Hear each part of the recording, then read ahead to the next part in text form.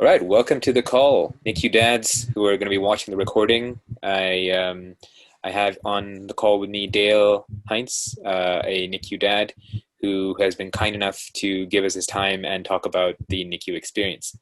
I brought Dale on because he has had a quite the interesting journey, and he's probably one of the more engineering focused minds I've ever met. And so his problem solving abilities and his way of approaching the whole NICU experience I found fascinating, and I thought that a lot of you could get some value out of it.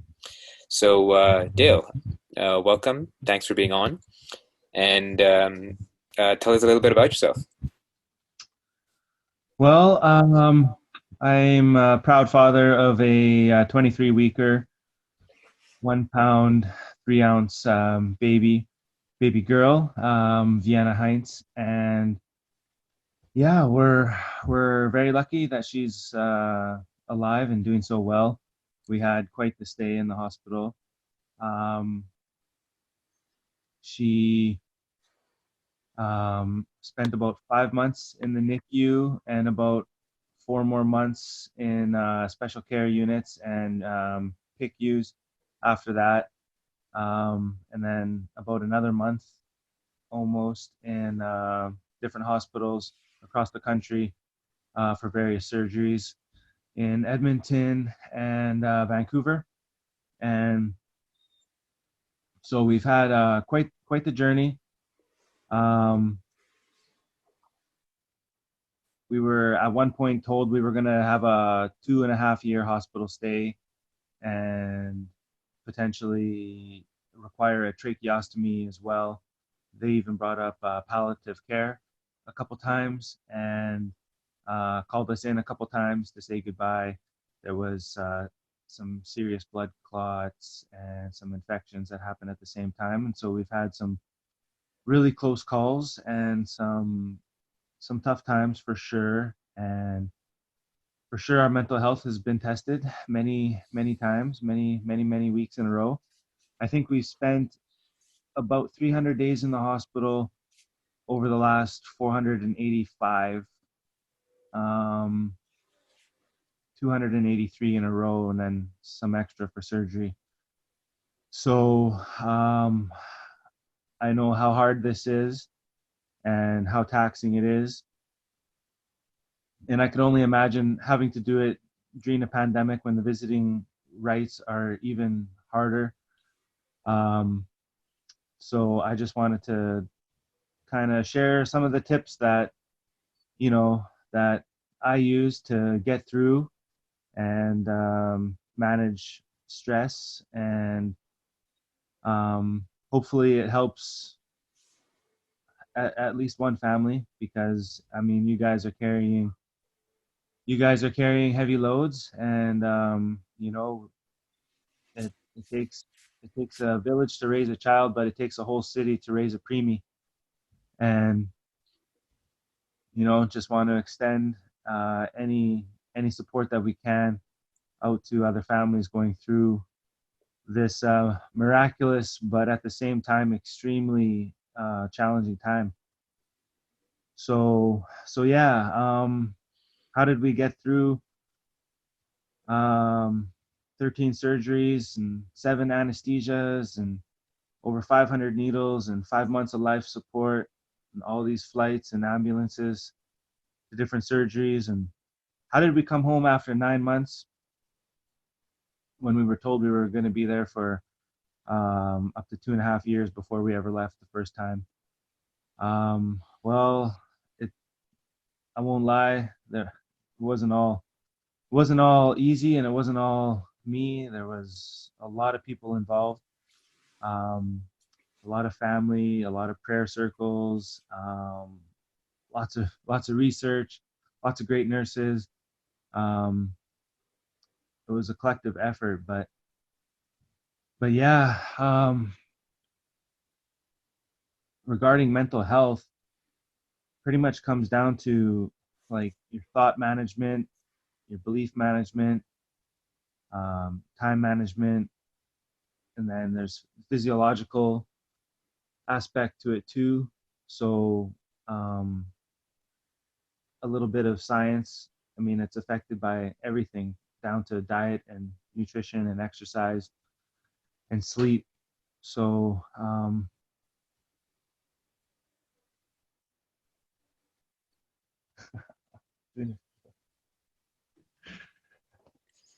sorry about that. No worries.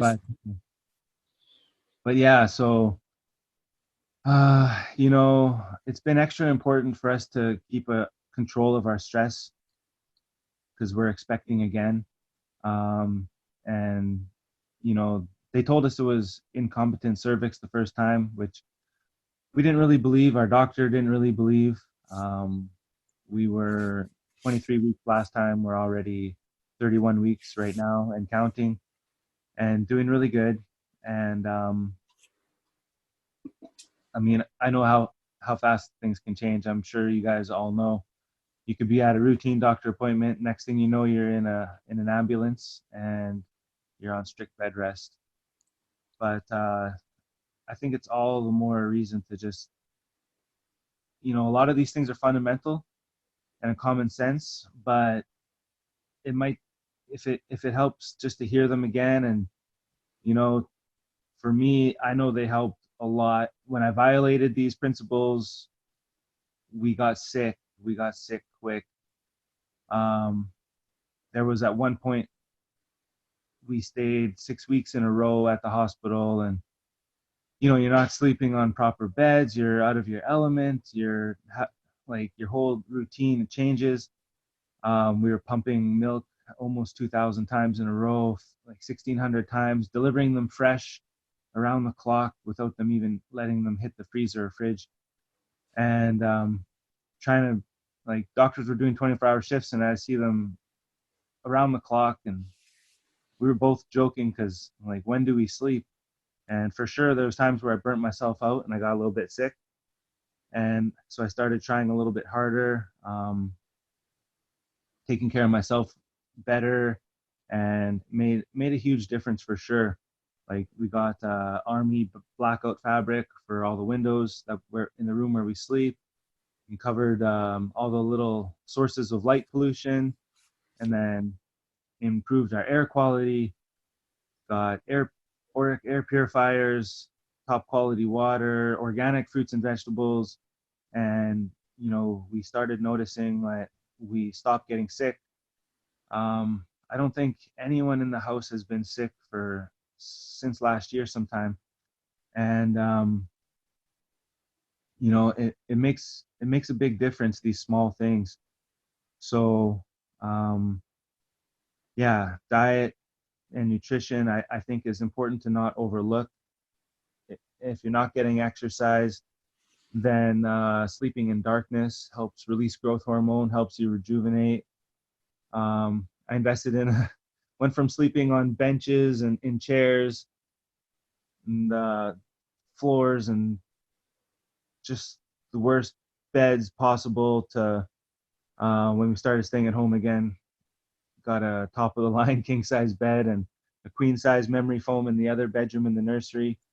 And yeah, just trying to take care of ourselves, because if we're sick and we can't, you know, be there for baby, then I mean, that's even, I mean, that messes with your mental health even more, I find, or I found. Um, Even if it was just like a short walk or just a couple sets of, like, literally just one to five pull-ups, just, you know, five or 10 push-ups if you have time, a couple sit-ups in bed, um, you know, just trying to improve 1% a day instead of just losing, you know, losing your mind slowly. um, of course, aside from those basic kind of physiological things, um, there you know, relationship management is probably a big part of it too, because you know, your thought cycles will really spin out and go negative if you're not taking care of those. So you know, putting the wife first, and doing your best to keep the relationship strong is very important. Making time to have your favorite meals once a week, eat your favorite food. Just replenishing, doing the simple things, getting a little walk in if you can, or just making the best use of your spare time. Um, of course, kangaroo care is important too for dads. I think we all go a little longer than the first person to usually hold is mom. There's all these benefits. The breast milk can get customized, and antibodies can get developed, and the nutrition gets tailored to the baby. Um, so that's an advantage that mom is going to have for sure. But I still feel it's really important to hold your baby as early as possible. Like we had to wait a couple weeks before we could hold our baby, and we only got to hold her once a week. She was intubated on the jet with all these IVs in every limb, and it was really hard to get close to her. I think she was almost 6 weeks by the time I held her for the first time, and I wish that if we were only holding her once a week, we only held her 4 times in the first 6 weeks. So I gave the opportunity to mom every time because it took so many nurses and respiratory therapists to move the baby onto us. Um, she was so small, she'd fit almost in our hand. So, but I think I wish I probably would have held her sooner. Um, but I, I eventually got more and more hands on with the care team and developed relationships with pretty much everyone. From the receptionist, recognize each other from our voices to the charge nurses, to our nurses, to all the therapists, just all the different neonatologists and all the different specialists, even right down to technicians. I think that really helped. And of course, the last relationship probably I would talk about is with politicians. There was at one point they wanted us to fly out during flu season. My baby was at high risk for trach still, and of course COVID was kind of just starting too, and they wanted to fly us out commercially.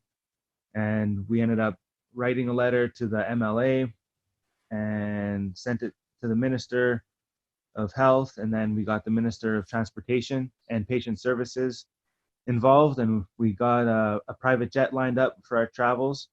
And just doing that alleviated so much stress. It was worth however many hours I put into writing these letters, um, just to travel safely. And you know to a lot of times we probably feel pretty powerless in this situation.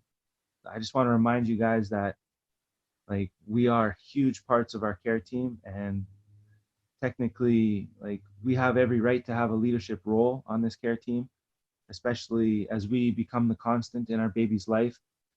The first baby, the first few weeks, that's a whole nother story. But once you're months into this journey, no one's going to know your baby as good as you and care as much as you. And there will be a process where the the scales are kind of tipping in the balance, where they're the experts and eventually you become as big as an important part of the team of experts as anyone.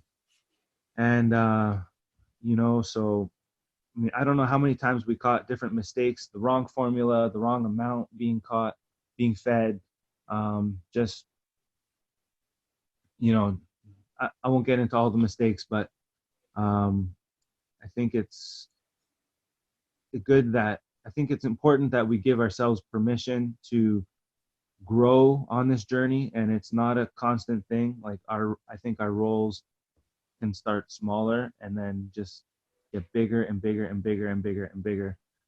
And there might be some pushback with your care team at some points. I know for sure there was points where I was my ideas were ridiculed. I was almost laughed at.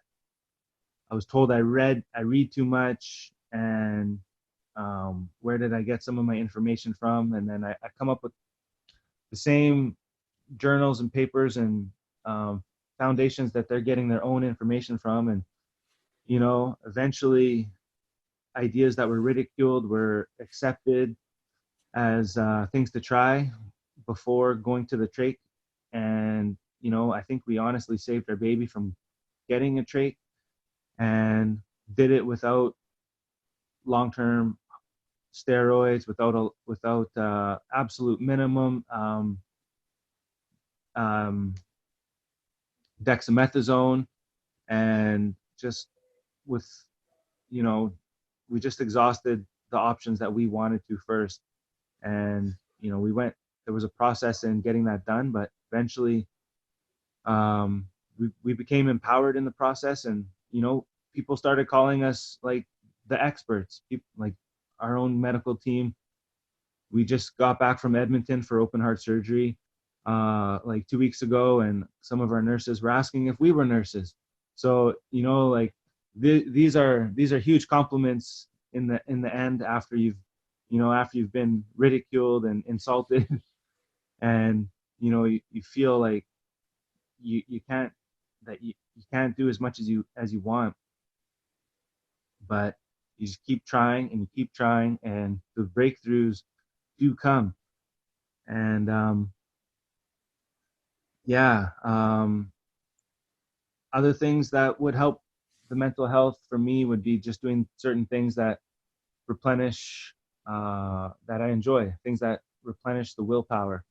Um, so if you're going to spend hundreds of days in the hospital, like we know a family just got out 510 days, like you you you can't just go and not take a little bit of time for yourself to do your favorite things, your favorite hobbies, whether that's in nature, or you know getting a skidoo ride, or quadding if you're in the country, or whatever your favorite thing to do in the city is just some sense of normalcy. It's important to hold on to that, even if it's just little glimpses throughout the day, or once or twice a month, even like every little bit helps.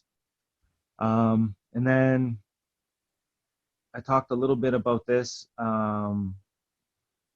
prayer groups. And half of my family super Christian, the other half of the family doesn't go to church, they're not very Christian at all. But my dad, he works at like a rocket plant. Everyone jokes, like the rocket scientist joke comes out all the time, but this guy's never cried, never prayed.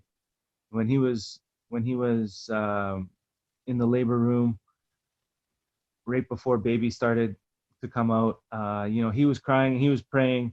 He started a prayer group at his rocket plant of all places. And we got two schools, because both my moms work in schools, mom-in-law and my mother. And then the the two churches from that side of the family, they go to two different churches. They're both praying. They have prayer circles there. And honestly, I believe that it it helped a lot. um we basically had hundreds and hundreds of people praying every night, all the way to old ladies in their 80s getting on their knees praying every night, little 3-year-old girls praying. So grateful for everyone that just put in those positive thoughts, those positive beliefs. I think it's important to have hope, and constant hope. Wherever there is life, there's hope. And don't accept every prognosis. And if it doesn't feel right, trust your gut, get a second opinion. um, have a support group that you can tap into, like this one itself. And potentially, like if there's in-person ones at the hospital when this pandemic ends, um, I strongly recommend those. Sometimes those helped us.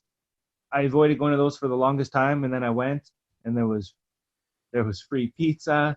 There was people just removed from the situation by a decade or more that had preemies, and just there's some great attitudes that are very infectious.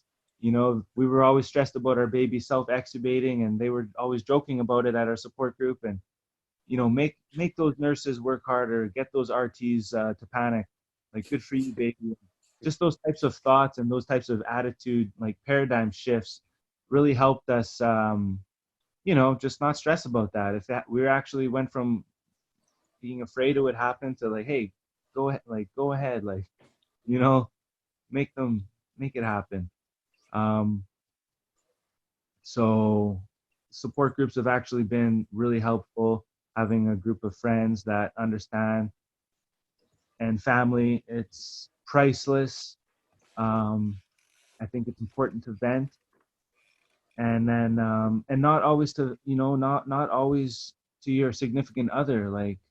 Um, you got to kind of be gauging how she's feeling. Like I don't want to stress my woman out right now. She's over 7 months pregnant and stressed stressed of having another preemie already as it is. So you know, I I lean a little bit, you know, other places um, as well to balance things out and not burn her out. And I do a little bit of my own reflecting and journaling, not all the time, but when things are really bad, I think, and if you're in the hospital, I think it's absolutely um, fundamental to journal. I mean, I'm kind of always journaling and I probably capture 15 gigs of data, photos and video every few months on each device. So there's always lots to go back to and look on.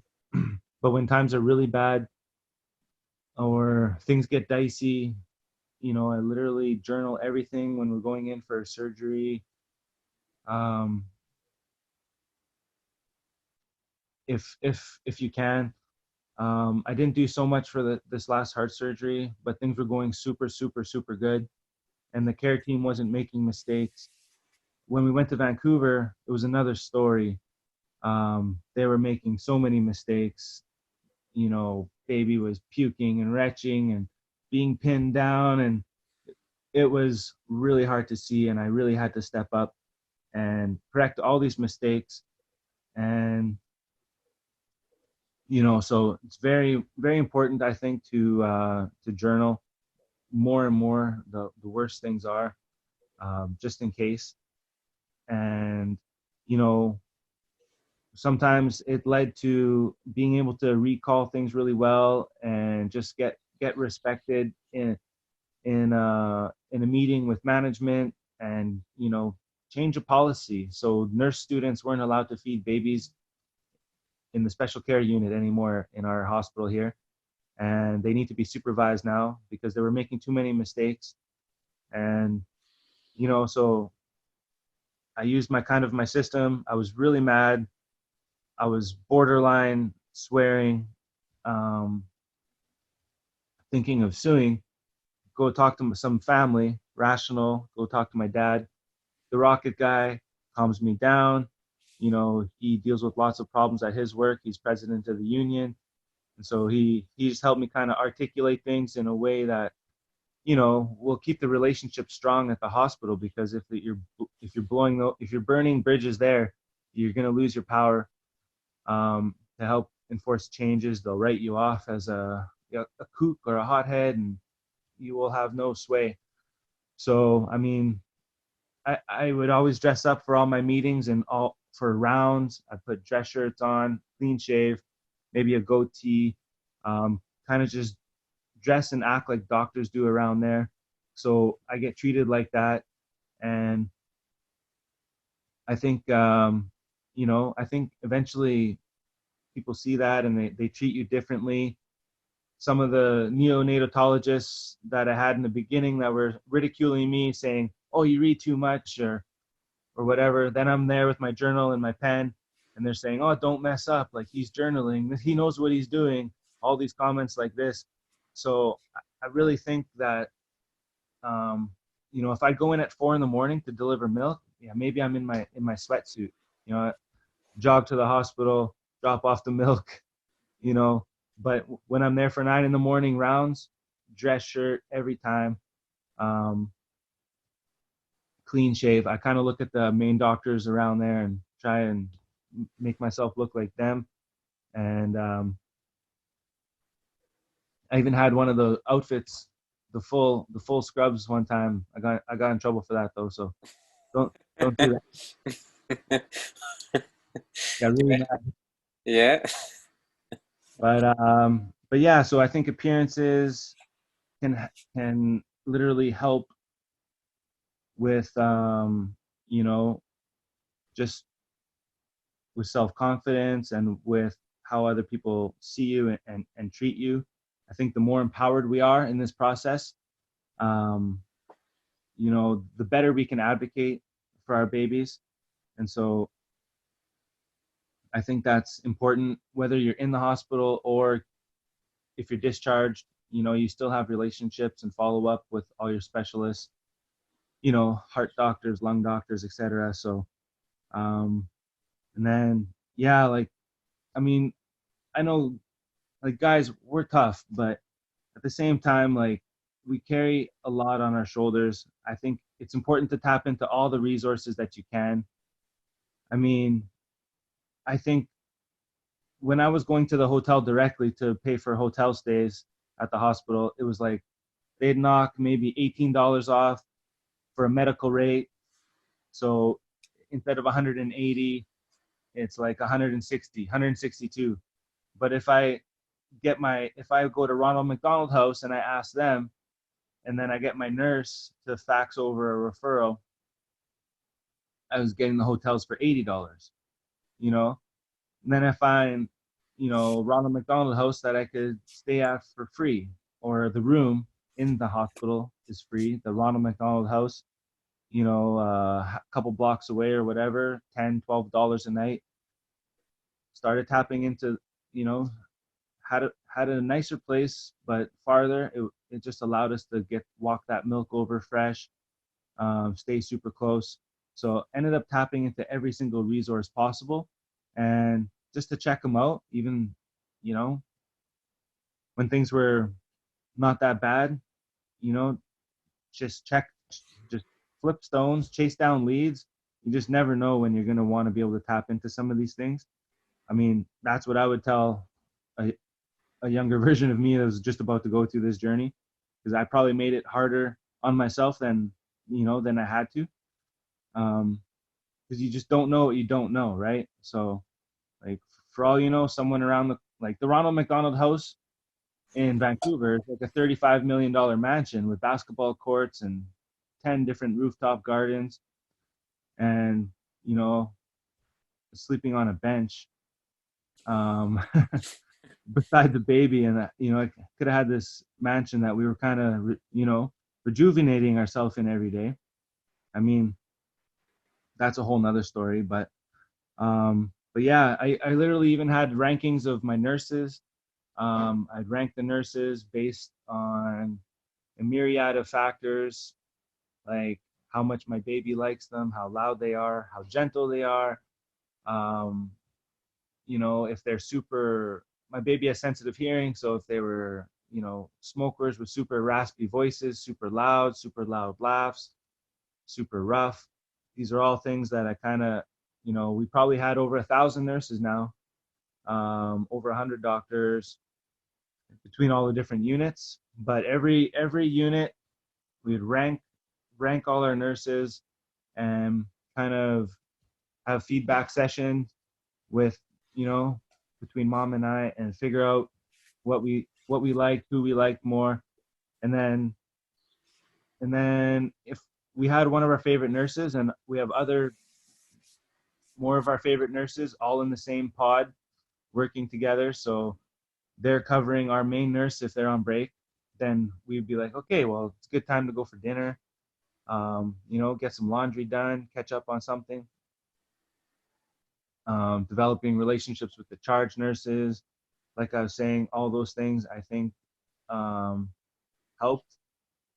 And then yeah, also, I mean, it's probably not the first thing you want to do if you get home after a hard day at the hospital, or if you're living at home with your preemie, ex preemie, and you have something scary coming up like a surgery. Like, but I would just force myself to do some research and get informed on the topic, so I could come to the team with some uh, some educated questions, and just be involved in every every big step, every part of baby's journey. So for me, it was mostly eye surgeries. Like, we've had 10 eye surgeries, and then we've had a heart surgery and a G-tube surgery and a hernia surgery. So most of my research went into the eyes and the heart and lungs a little bit. Didn't really worry too much about the hernias and the G-tube. But we had a really, like, I was really comfortable with that surgeon. She was probably our favorite surgeon of all these surgeries. And so, just doing little things to,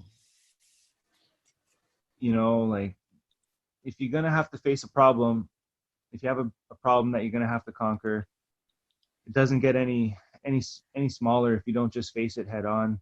So um, as much as I really didn't want to go out to Edmonton during COVID to do heart surgery, I just forced myself to accept it, and to kind of just grab the situation by the horns a little bit, the best you can, and just do the best you can with what you have at this time.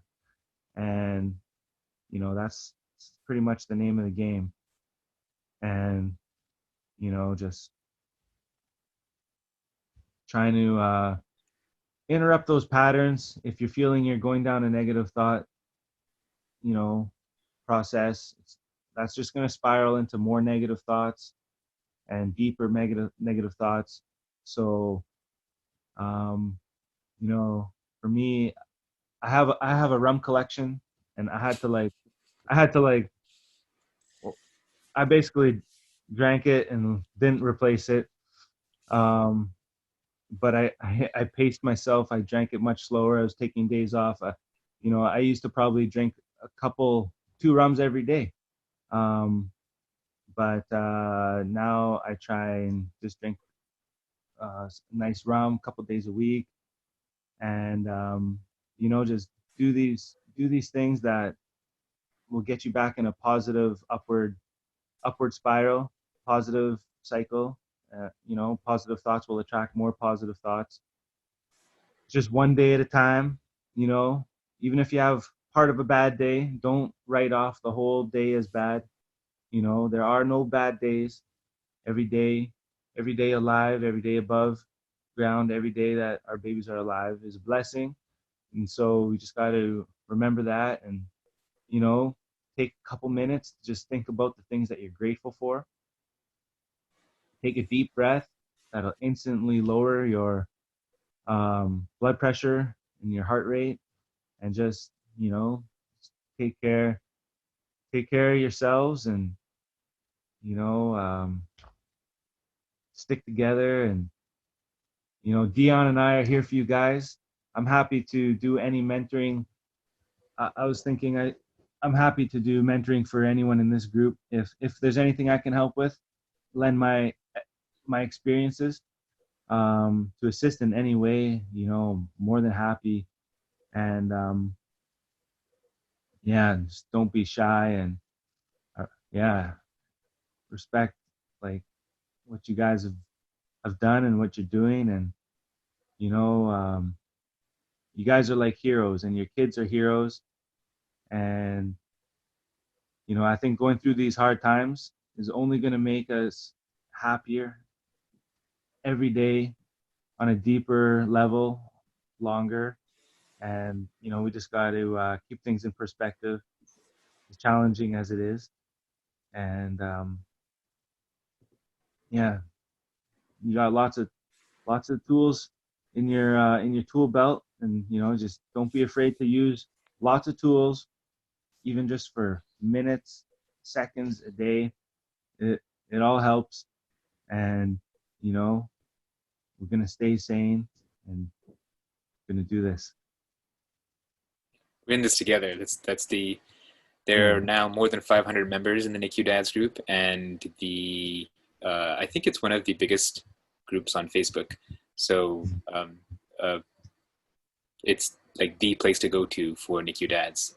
So I want to say thank you for giving us your time. I know you're a busy person and you've got lots of things to do. So thank you again for being on the call and sharing your wisdom. If someone wants to reach out to you, do you have an email address or how can people reach out to you? Yeah. So we have a Facebook group, Precious Miracle Project. So I'm Dale Heintz on Facebook. And then maybe you could leave my email Sure. available to everyone too. And then yeah, and then we can connect through there, and then we could even work it up to texting and calling. But maybe we'll start with the email and the support group here. And if I'm tagged in any messages, I should get them eventually. I'm a little bit slow on Facebook. I have a lot of things going on, but yeah, I'm definitely rooting for everyone here, and like I I feel super blessed to have had a mentor um, that went to Edmonton and went through heart surgery before me, and I kind of want to do the same thing, help other people. So if anyone that's facing anything similar that I've faced, please, if I can do anything, let me know. And then for all you dads that have already you know been out of the hospital even longer than me, I've been out for 6 months now, maybe. um, I know how tough it can still be. Like some days, 5 appointments in one day, we're double triple booked at the same time, and it seems like no one is coordinating this. Just don't forget, you guys are in charge. Like I basically made a rule: uh, no 2 appointments on the same day, unless it's like 3 weeks of appointments that I can squeeze through it all at the same in the same office. I don't batch anything, and I make sure there's days off after appointment days, and little things like this. Like you gotta you gotta know when to put your foot down, and when to stand up and say, like, enough is enough. Like, this doesn't make sense. And so, but yeah, I wish we could all have a beer together right now or some wings, and just relish in what we've done, and the fact the fact that we have these little miracles. So yeah, just don't be shy. um I'll be here for you guys 52 weeks of the year. And yeah, thank you, Dion, for having me on here, and thanks guys for your time. And yeah, my prayers and thoughts to all of your families. Thanks again, everyone, for listening and for watching. You can reach me at contact@diondon.com, and we have a website as well, preciousmiracleproject.com. So thanks for watching. And if you have any questions, please reach out to both of us. We are more than happy to be there for you. Okay. Have a great day, guys. Bye bye. See you guys.